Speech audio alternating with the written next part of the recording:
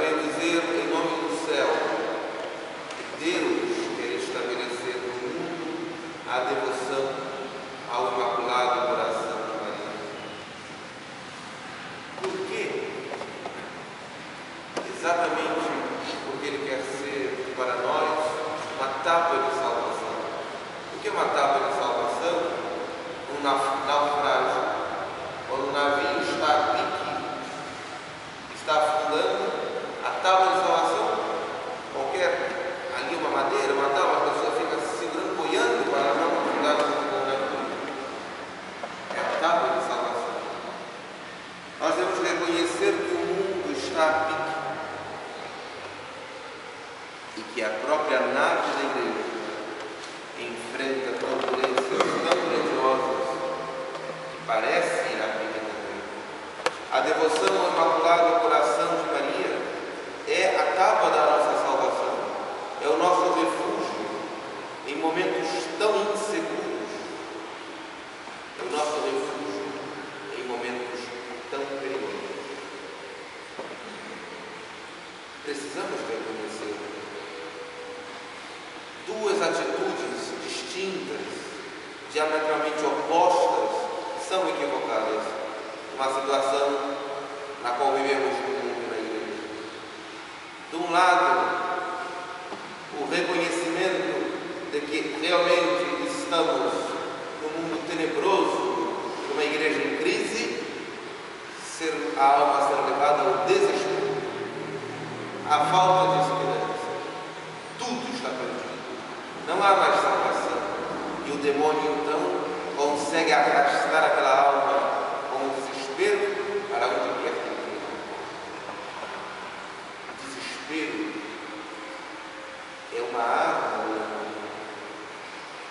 Uma grande mística espanhola, Sor Josefa Menéndez, teve muitas visões de Nosso Senhor, e era também ela muito açoitada e sofrida pelos demônios.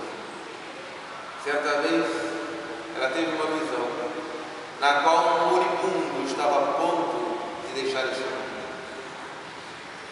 E ao lado dele viu muitos demônios e uma voz que dizia para todos, do próprio Lúcifer, que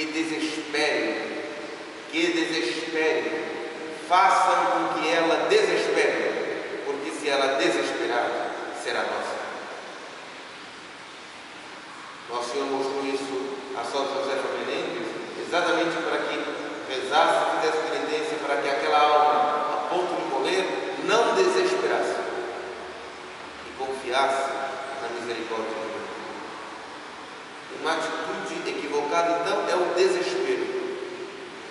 Mas uma atitude oposta ao desespero diante da crise é tapar os olhos e não ver nada e achar que tudo está maravilhoso. Nunca o mundo esteve melhor. Nunca a igreja esteve no seu apogeu tal como agora. E achar que tudo vai maravilhosamente bem. As duas atitudes, o pessimismo e o otimismo doentio, irreal, não fazem parte da devoção verdadeira ao Imaculado Coração de Maria, como ela nos mesmo de Fátima. Porque ela nos veio anunciar momentos difíceis e dramáticos. Ao mesmo tempo nos veio anunciar um triunfo, uma vitória com glória do seu Imaculado Coração.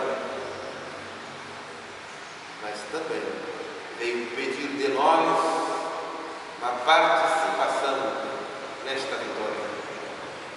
Ela quer que nós participemos desta vitória com a devoção ao seu Imaculado Coração, atendendo aos seus apelos de Fátima, oração, penitência, conversão. A crise, que crise? Vemos por todos os lados. Uma crise que gera confusão doutrinária, confusão sobre o que é certo e errado, muitos católicos, uma confusão litúrgica, uma confusão sensibilidade equivocada, nós podemos ver as raízes desta confusão, desta crise, em várias etapas históricas. E podemos encontrar a raiz dela quando Deus deixou de ser o centro da história para os próprios homens. O humanismo, colocando o homem no centro, arrancou Deus de seu lugar devido na história. O homem quis ocupar o lugar de Deus, começou a construir uma nova torre de Babel, quis colocar-se no lugar do Altíssimo. Esse humanismo gerou, logo depois, uma grande revolta, que foi o protestantismo. O protestantismo que, negando a necessidade da igreja, quis um contato direto, individual com Cristo, nosso Senhor.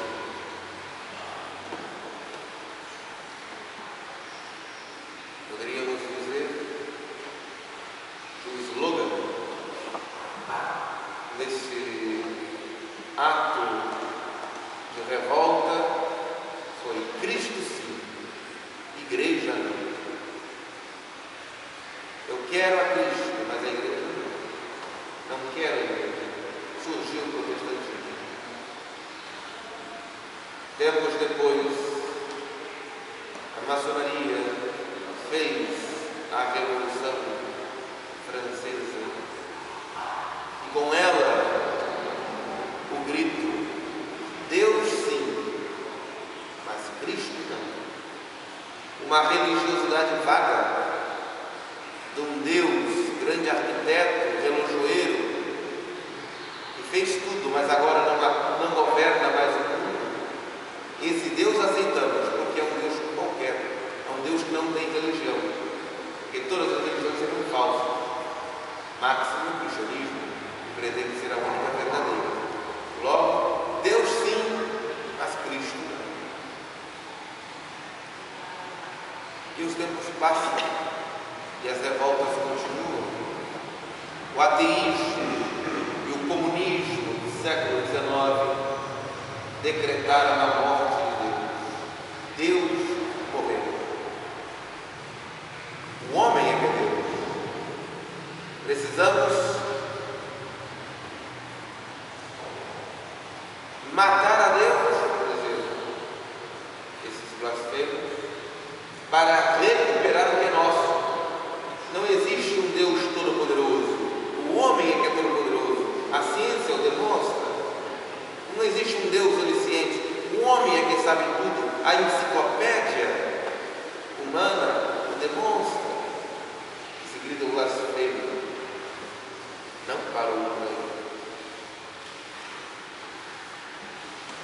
No século XX nós vimos uma tendência divinizadora da natureza, querendo remeter o homem a um estágio anterior à própria civilização cristã.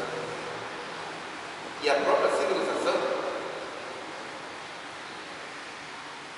já não é o homem que é Deus, mas diz a natureza que é Deus. O homem é um ser a mais dentro da natureza divina. Mas não que Deus existe, a natureza divina é o mundo, o cosmos. Não há e o homem não há mais. Por isso, podemos ver campanhas em favor dos animais e promovendo o amor. Por exemplo, o projeto da reforma do Código Penal prevê para alguém que não preste auxílios e cuidados a um animal ferido e atropelado, por exemplo, uma prisão de 4 a 6 anos para quem fizer isso com um bicho. Mas for uma criança, um infante recém-nascido, até 6 meses de idade. Ou seja, um cachorro valeria mais que uma criança. Isso parece tirado de uma mente doentia. Mas se nada acontecer, em pouco tempo será quando terminar a vida. Isso é inadmissível. Meus caros irmãos, no fundo, isto tende para algo maior. Porque isso não foi orquestrado por mentes meramente unânimes, mas por uma inteligência diabólica, o próprio demônio, que pretende dar como um grito final, depois da morte de Deus, da divinização do homem, deixado de lado para divinizar a natureza, aquele que quer surgir como príncipe e rei deste mundo, e pretende que o grito final seja Satanás é Deus. Vivemos tempos que vão preparando isso. As pessoas estão perdendo a capacidade de admirar o belo e de ter horror ao feio. Grupos de rock satanistas levam a juventude a acostumar-se com o horroroso. Penso que se naquele Rock in Rio, em plena efervescência eletrônica, com aquelas músicas e às vezes letras pérfidas, se o próprio demônio aparecesse no palco, eu creio que todos continuariam gritando vivo, porque não sentiriam muita diferença. Mas esse ambiente fora, não está só fora, infectou as fileiras católicas. Não é só no protestantismo que vemos essa primeira revolução. Cristo sim, igreja não. Não é verdade que convivemos com muitos católicos que dizem que não sou católico, mas não praticante. Ou seja, Cristo sim, igreja não. Ou sou católico, vou à igreja, mas me confessar, eu não confesso com o homem, confesso direto com Deus. Cristo sim, igreja não.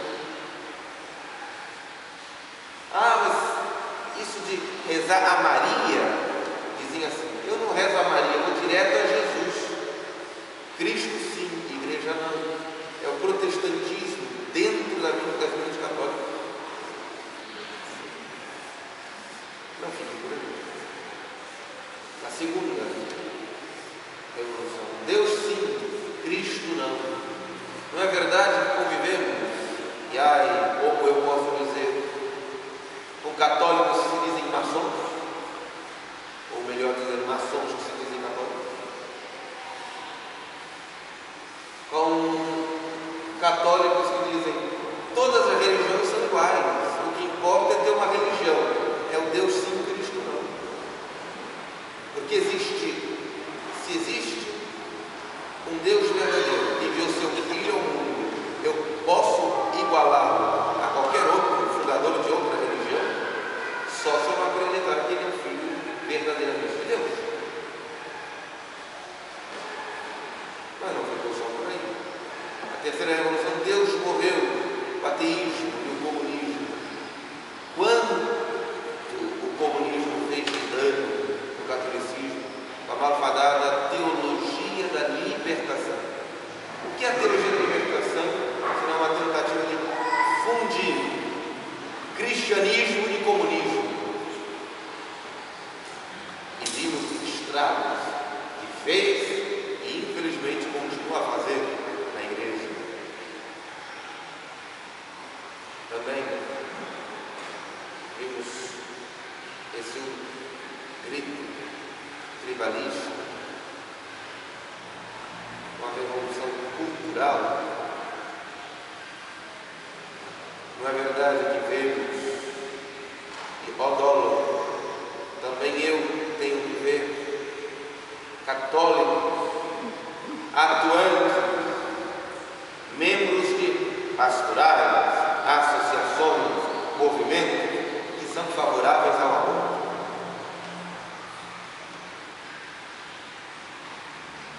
A revolução já está aí. O cavalo de Troia foi posto na cidade de Deus. E sua barriga já foi aberta, os soldados inimigos já entraram, abriram os portões e as hordas infernais estão varrendo e destruindo as hordas. Por isso, meus irmãos, queremos atender os apelos do Imaculado Coração de Maria, porque queremos ajudá-la a restaurar a Santa Igreja. Restaurar, mas para isso precisamos restaurar nossas almas e com elas entregando nas mãos de Deus e da Santíssima Virgem, então seremos instrumentos da restauração. É Deus quem fará sua obra, mas Ele quer que nós lutemos.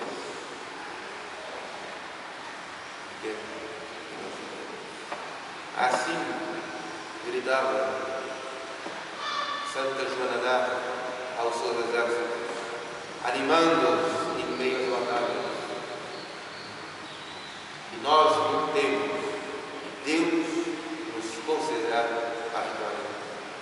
A vitória não virá das nossas forças, como não veio, por exemplo, quando Davi, o pequeno Davi, enfrentou-se com o gigante Golias. Quando ele viu o gigante Golias, ele primeiro se arma, coloca uma armadura, mas como era pequeno, aquela armadura pesada, ele mal conseguia se mexer. Ele não poderia fazer muito com aquela armadura. Ele teve que tirá-la. Com uma pedra e uma funda, arremessou-a sobre a cabeça do gigante. Ele caiu imediatamente. Para mostrar que não seriam as forças nem as estratégias humanas de Davi quem concedeu a vitória. Foi Deus, mas ele quis que Davi arremessasse a pedra. Também Deus fará a sua obra. Deus restaurará a igreja em sua glória para que o mundo a veja. Deus fará com que seu evangelho brilhe, sua graça restaure as almas, as famílias e as sociedades. Mas Ele quer que nós também façamos. Ele quer que por nós Ele faça e mostre ao mundo que é Ele quem faz, porque se dependesse de nós, nada aconteceria. Confiemos no Imaculado Coração de Maria. Peçamos auxílios à medianeira de todas as graças, deste coração imaculado, fonte das graças para nós. Atendamos seus apelos, buscamos sua ajuda e nele refúgio. Propaguemos esta devoção